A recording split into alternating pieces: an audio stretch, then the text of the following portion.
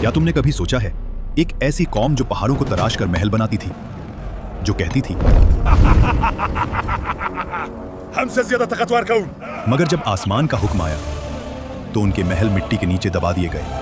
हजरत नूह अलैहिस्सलाम के बाद एक और कौम पैदा हुई, कौम आद। यमन और ओमान के दरमियान एक इलाके अहकाफ में रहते थे। उनके शहर का नाम था इराम ज़ातुल इमाद, यानी स्तंभों वाला शहर जो आसमान से बात करता था। उनके बदन पहाड़ों की तरह मजबूत, कद बादलों को छू लेते और उनका गुरूर आसमान को चीर देता था। वो कहते, हम ही जमीन के वारिस हैं और हमेशा रहेंगे। अखाफ की रेत में उनके शहरी इलाके दूर दूर तक फैले हुए थे।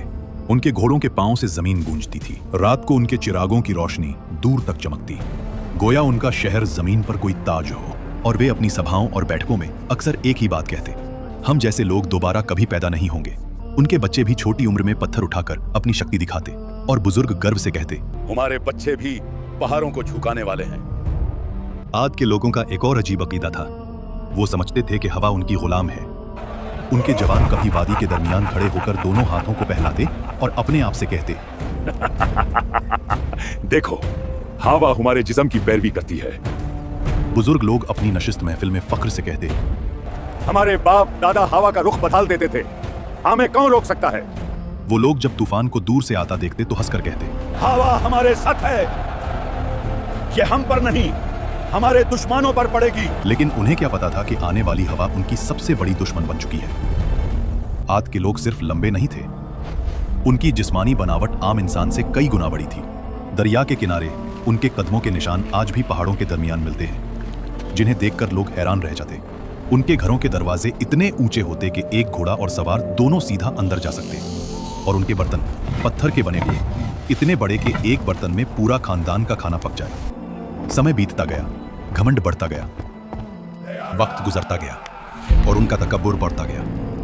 फिर अल्लाह ने अपना नबी भेजा, हजरत हूद अलैहिस्सलाम, जो कहने लगे, ऐ मेरी कौम, सिर्फ अल्लाह की इबादत करो, उसके सिवा कोई माबूद नहीं। खुद क्या तू चाहता है हम अपने बाप दादा के मज़ाक छोड़ दें? हम ताकतवर हैं, हमें कोई छो नहीं सकता। हजरत हूद अलैहिस्सलाम ने फिर कहा, मैं तुम्हें उस अजाब से डरा रहा हूँ जो तुम सोच भी नहीं सकते। लेकिन जिन दिलों में गुरूर भर जाए वहां नसीहत पत्थर से टकराकर टूट जाती है। हजरत हूद अलैहिस्सलाम रोज उनके बाजारों, उनके महलों, उनके दरवाजों के पास जाकर आखिरी दावत देते। कभी उनके सरदार हंस के कहते, खुद तेरी बात में दम होता तो हमारे महल कब के गिर चुके होते। कभी कोई बच्चा उनकी आवाज का मजाक उड़ा देता और कुछ लोग उन्हें देखकर रास्ता बदल लेते, कहीं उन्हें अल्लाह का खौफ उनकी आंखों में भर न जाए। एक दिन हूद अलैहिस्सलाम उनकी असेंबली में गए, जहां उनके सरदार सोने के तख्तों पर बैठे थे। हूद अलैहिस्सलाम ने कहा, अल्लाह की बनाई हुई कुदरत का निजाम देख लो, तुम्हारी ताकत कुछ भी नहीं। मगर उनके सरदार हंस पड़े। ये छोटे वादे बंद कर, अगर अजाब आता है तो हम अपनी ताकत से उसे रोक लेंगे। अजाब से कुछ दिन पहले आद की वादी में एक अजीब मंजर हुआ। रात को आसमान में एक गहरी गूंज सुनाई दी। न बादल गरजा, न बिजली चमकी, मगर वादी में ऐसे लगा जैसे कोई दूर से पुकार रहा हो। आद के लोग इस आवाज को सुनते और आपस में कहते, ये तो पहाड़ों की आवाज है। हजरत हूद अलैहिस्सलाम जो कहने लगे, ये रहमत की पुकार नहीं, ये तंबे है। दूसरी रात जमीन हल्की सी हिली, मगर इतनी कम कि सिर्फ जानवर बेचैन हुए। देखो, इंसान हंस पड़े। ज़मीन भी हमारी ताकत से डरती है। उन्हें नहीं पता था ये जमीन का आखिरी एतराज था। फिर आया अल्लाह का फैसला।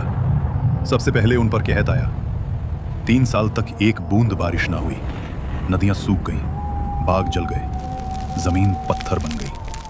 लोग आसमान की तरफ देखते रहे, कब बारिश आएगी, लेकिन आसमान से जवाब आया, खामोशी। पहले साल उन्होंने कहा, ये तो मामूली सा मसला है, हम ताकतवर लोग हैं। दूसरे साल प्यास ने उनकी जुबानें सुखा दी। खाली मटके दीवारों से टकराते, जानवर प्यास की वजह से गिरने लगे। तीसरे साल आद की जमीन से वो हंसी, वो फक्र, वो आवाज ही गुम हो गई जो कभी आसमान को टकराने का दावा करती थी। और जब लोग हूद अलैहिस्सलाम के पास आए तो वो उन्हें देखकर रोए नहीं, बस इतना कहा, अब अजाब का वक्त करीब है। फिर एक दिन 3 बादल नजर आए, एक लाल, एक सफेद और एक स्याह। आसमान से फरिश्ता पुकारा, ऐ कौम आद, इनमें से एक बादल चुनो। सरबराहों ने हंसकर कहा, काला बादल, उसमें पानी है, रहमत है। मगर उन्हें क्या पता, उस बादल में रहमत नहीं, कहर छुपा था। आसमान स्याह हो गया, हवा ठंडी हुई, लोग नाचने लगने, चिल्लाने लगने। देखो, बारिश आ गई। लेकिन वो पानी नहीं था, अजाब का तूफान था। पहला झोंका आया, धूल और पत्थर उड़ गए। आंधी के हर झोंके में उन्हें लगता कि हवाएं उनका नाम मिटा रही हैं। दूसरा झोंका, पेड़ गिर गए, जानवर उड़ गए। उनकी सारी मूर्तियां, उनका सारा फखर, उनके बाग, उनका शहर, सब हवा में बिखर रहा था। रात को लोग अपने बच्चों को बाहों में दबा लेते, मगर आंधी उनकी चीखों से ज्यादा तेज चलती। तीसरा झोंका, इंसान हवा में छिन्न गए। उनके महलात जो कभी सुतूनों पर आसमान से बात करते थे, अब रेत के नीचे गल गए। 7 रात और 8 दिन तक वो तूफान चलता रहा। आसमान गरजता रहा, जमीन कांपती रही। उनके महल, उनकी शान, सब मिट्टी में मिल गई। अल्लाह ने कहा, और आद को तबाह किया गया सख्त गरजदार आंधी से, जो 7 रात और 8 दिन तक उन पर मुसलसल चली। और जब हवा रुकी तो सिर्फ सन्नाटा था। रह गया सिर्फ रेत का समंदर और गिरे हुए तने, जैसे खजूर के खोखले तने।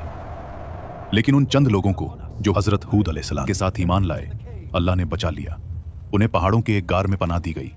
और हजरत हूद अलैहिस्सलाम ने कहा, ऐ मेरे रब, तू सबसे ज्यादा रहम करने वाला है। हमें उन रास्तों पर कायम रख जो तेरी तरफ ले जाते हैं। हुद अलैहिस्सलाम जब वादी के ऊपर खड़े हुए तबाह शहर को देख रहे थे तो उनकी आंखों में आंसू भर आए। ये वो लोग थे जो कभी कहते थे, हमसे ज्यादा ताकतवर कौन?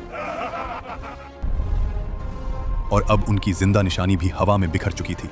हुद अलैहिस्सलाम ने कहा, तकब्बुर का अंजाम हमेशा तबाही है और अल्लाह की नाफरमानी हलाकत।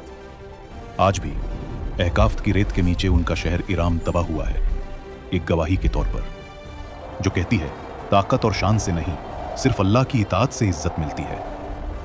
अगर वीडियो पसंद आए तो चैनल को सब्सक्राइब करो और वीडियो को आगे शेयर करो। Islamic past reaction.